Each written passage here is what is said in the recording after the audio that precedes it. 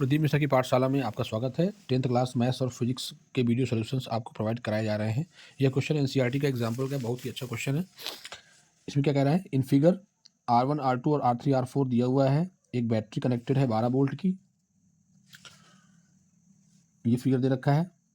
R1 R2 parallel में है, उधर R3 R4 और R5 रेजिस्टेंस पैरेलल में है, इनकी वैल्यू दे रखा है। पता करना है total resistance in the circuit और total current flowing in the circuit. इस सर्किट में कितनी करंट फ्लो कर रही है I, और टोटल रेजिस्टेंस कितना है। तो हम ये देख पा रहे हैं कि यहाँ पर R1 और R2 ये पैरेलल में है। यहाँ से करंट जाएगी और करंट यहाँ से डिवाइड हो जाएगी, कुछ करंट यहाँ चली जाएगी, कुछ करंट यहाँ चली जाएगी, और यहाँ से करंट आएगी और ये करंट यहाँ से डिवाइड हो जाएगी और ये डिवाइड हो जाएगी। तो ये पैरेलल में है, तो पैरेलल के लिए इक्विवेलेंट रेजिस्टेंस जो अपन निकालेंगे, मान लेते हैं इक्विवेलेंट रेजिस्टेंस यहाँ पे R है, तो 1/R is equal to 1/R1 plus 1/R2। जैसे 1/R आ जाएगा, 1/R1 कितना है 10, और ये है 40 ओम। जैसे इसका एलसीएम 40 आ जाएगा, ऊपर 4 और यहाँ पर 1, तो 5/40 1/8।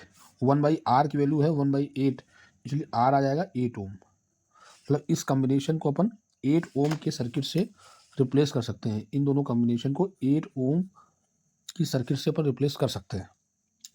इसकी जगह में 8 ओम से कर सकते हैं ना। अब यहाँ पे अपन इक्विवेलेंट रेजिस्टेंस अपन निकालें, यदि R3 R4 R5 यहाँ पर पैरेलल में है, यहाँ पर अपन R डैश मान लेते हैं, इक्विवेलेंट रेजिस्टेंस इसका R डैश मान लेते हैं कि इसकी जगह में अपन कौन सा रेजिस्टेंस रख दें ताकि इन तीनों को की वैल्यू के बराबर वो हो। तो R डैश निकालने के लिए R3 1/R3 plus 1/R4 plus 1/R5, that is 1/30 1/20 है ना। R3 वैल्यू 30 है, 40 20 है, 60 है, 1/60।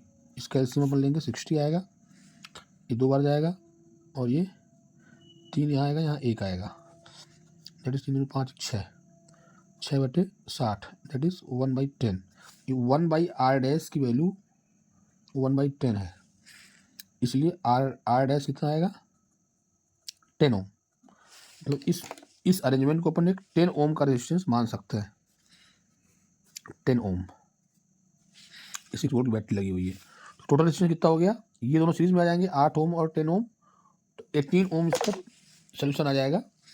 टोटल रेजिस्टेंस ऑफ सर्किट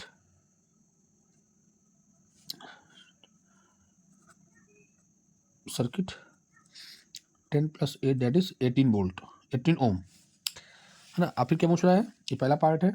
दूसरा पार्ट पूछ रहा है total current flowing in the circuit.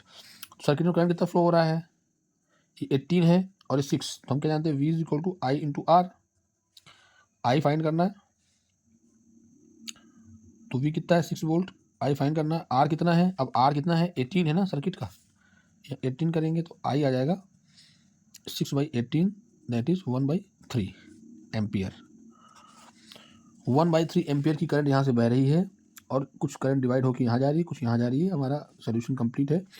यदि अपन इसी में बोलें कि R1 रेजिस्टेंस में कितना करंट बह रहा है, R1 R2 R3 R4 R5 में कितना करंट बह रहा है, ये आप हमको कमेंट बताइएगा। कि करंट यहाँ से बह रहा है तो कुछ यहाँ जाएगा, कुछ यहाँ जाएगा, है ना। तो V इज इक्वल टू क्या होता है I इंटू R। तो V तो पैरेलल में बराबर रहेगा, तो I is inversely proportional to R। मतलब जिधर R ज़्यादा रहेगा उधर करंट कम बहेगी। तो आप मुझे बताइए कि R1 में कितना करंट बह रहा होगा, ये आप मुझको कमेंट में बताएंगे।